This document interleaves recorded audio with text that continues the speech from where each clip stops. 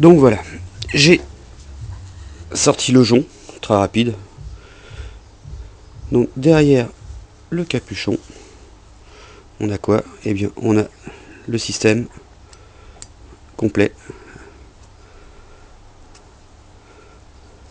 avec le tiroir, enfin le tiroir, si on peut appeler ça un tiroir, j'appellerais plutôt ça un piston au final, avec un ressort. Bon, ici vous verrez que la butée du ressort elle est montée avec un jonc. Voilà, la butée de ressort, le ressort qu'on trouve donc fourni dans le kit, et l'autre butée. Ici vous verrez un jonc, donc au final ça se, on n'a pas à le déboîter on va vrai dire, mais ça va au fond du couvercle.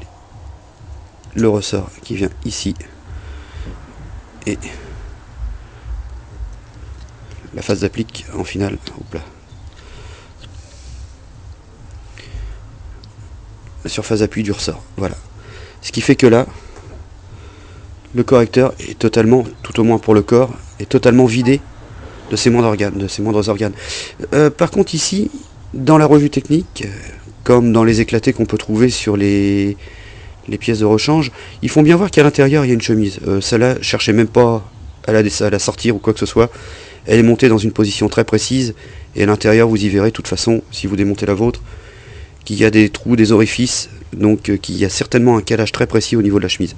Donc ne cherchez surtout pas à sortir ces pièces là. De toute façon ça doit être monté, certainement fretté à chaud, donc c'est marqué dessus, touche pas ça petit con. Voilà pour ce qui est du démontage de votre correcteur de rembrayage.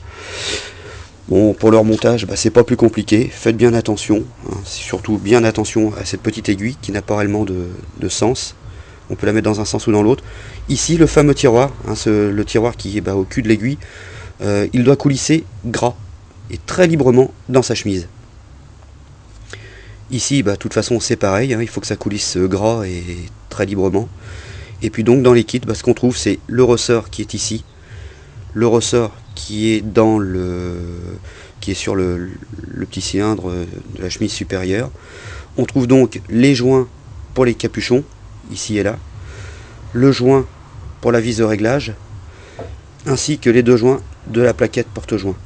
Pour les modèles carburateurs, évidemment, il reste le petit ressort, hein, qui a une forme assez conique avec une petite queue qui vient se loger logiquement dans cet orifice-ci. Voilà.